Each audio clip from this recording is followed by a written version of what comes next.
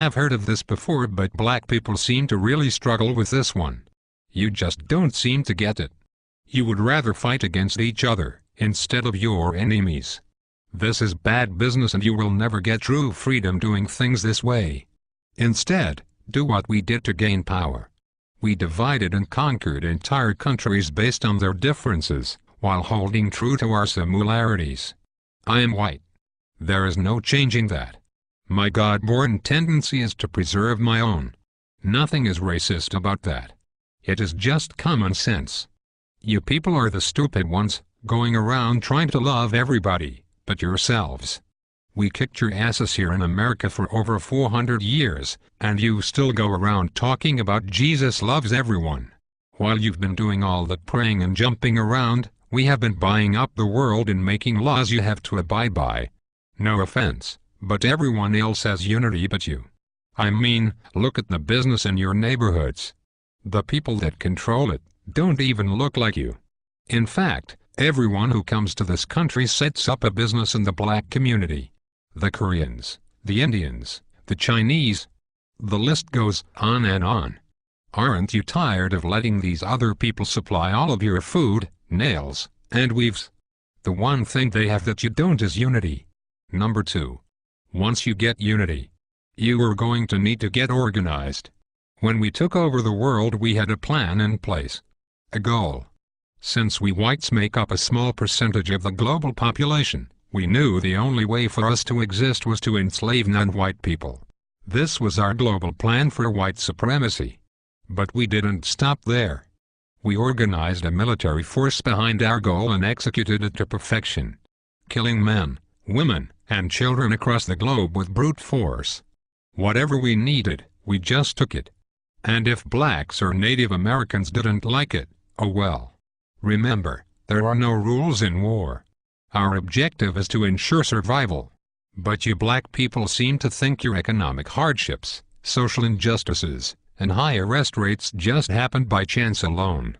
Never mind, we've worked nearly 4 centuries, day and night to keep you people exactly where we want you. On the plantation. Yeah. It's true. Let me tell you a little secret.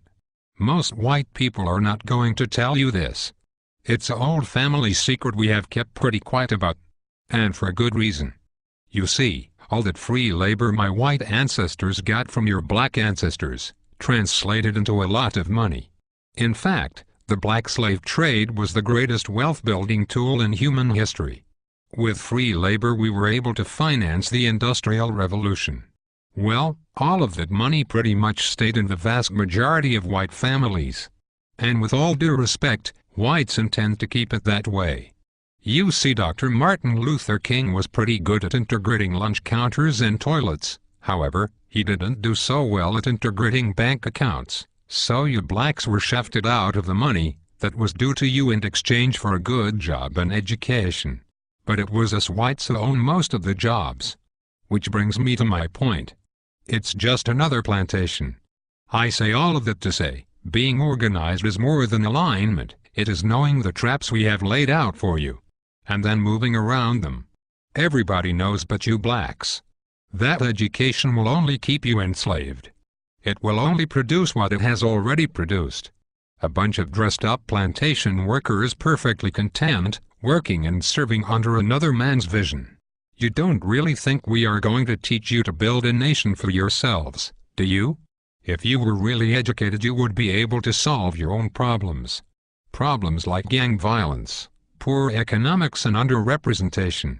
Instead, you will continue to pass the notion of getting a good job down to your children. This will brainwash them to be just like you. And the cycle will repeat for generations. While we whites continue to run things at the top, your grandchildren will be celebrating the first black Catholic Pope. I know this has been long, so let's move to number 3. The third way to gain black power is the most important of all. It is this way because it deals more with your psychology than your conscious mind. When we took over the world, we decided to use the most dangerous weapon of all to subjugate the darker peoples of the planet. We used a combination of white supremacy and religion to mind-fuck these people into complete submission.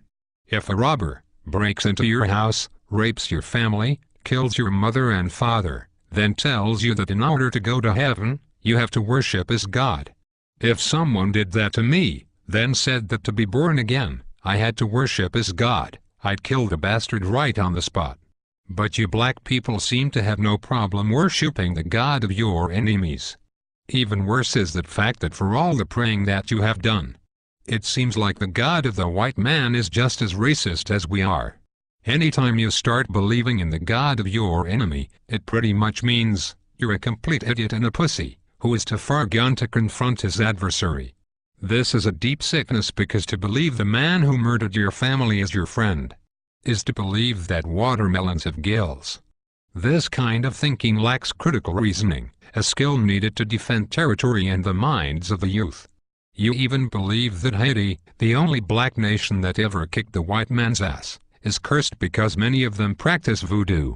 You even go further and believe that it was God that hit Haiti with a 7.5 earthquake. You religious-minded blacks thought this about New Orleans too. Let me tell you the truth. We gave you this God because we knew by worshipping a white God you would subconsciously be worshipping us. That was a part of our plan, and it worked like a charm on the early slave plantations. We whites decided to perfect it, and have taken our gods all over the world to dark people. You see, we know that if we can get you to put down your God, and pick up ours, you will lose your real power. This is really effective for controlling a people. Practically, by doing this, you will never fight against us because subconsciously you would be fighting God. I know that is a serious mindfuck. But that is why you cheer for a white Jesus to kill all the darkies down in Haiti and New Orleans, while kissing Pat Robertson's ass. Meanwhile our harp machines can shake up more prime real estate for the oil companies. If you continue to follow the God of your enemies, you will never rule the world, because you will always have your allegiance with the white man, instead of your God, who's pissed off because you traded him in for a blonde-haired, blue-eyed hippie, whose name we took from the Greek god Zeus. So, let's recap. The top 3 things you need to do to rule the world, and to have black power is: Number 1, get some unity. Stop killing each other over nickel bags of weed and coke. You are basically helping to kill off your own army. Stop it and unite. Number 2, get organized.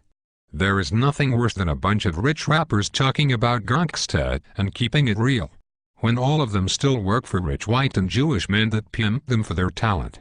With Jay-Z, P. Diddy and Oprah, you black people should have your own distribution company by now, instead of relying on your white backers to put out your albums.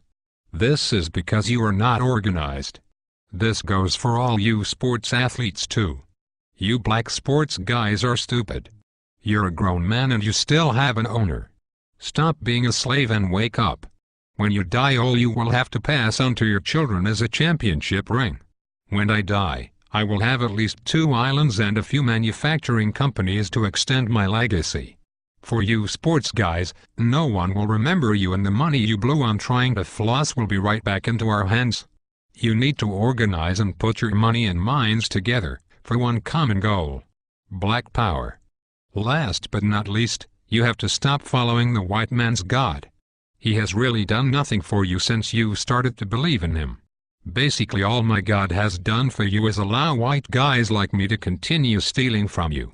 Sure, we'll give you a few rich blacks to make it up the ladder. But this is to keep up hope in you, so that you will teach cowardness and fear to your children and get nothing in return. You will keep praying while we will keep slaying and taking more land and control of the earth. It will be this way as long as you fall for the lie that some white dude is going to come down from the skies and pull you out of this shit. Stop it. Instead, go back to believing in your God. The God you had when you were rich in Africa and had diamonds, gold, and health. It certainly beats the crap the white man's God has given you. Even if you believed in rocks, you would probably have more luck than what you have gotten with this guy. One last thing. Black people need to stop saying that they're blessed. This is not only dumb, but it lets us white people know that we are still very much in control. If I steal you from your home and throw you into a cardboard box, have you work for 400 years on a plantation, just because I give you a pillow, doesn't mean that you are blessed. It just means that I gave you a fucking pillow. If a guy cuts off your hand, and then turns around and gives you a bandage, it don't mean anyone blessed you. He just needs his slave to be able to work the next day. So you are not blessed just because the white man gives you a doggy treat. It simply means you are fucked. So given all the crap you blacks have dealt with here in America, and abroad, a new car or money for the life bill are just tools we white folks who are trying to run a plantation do to keep up the morale. So, if going from Africa, a land of milk and honey, diamonds and resources,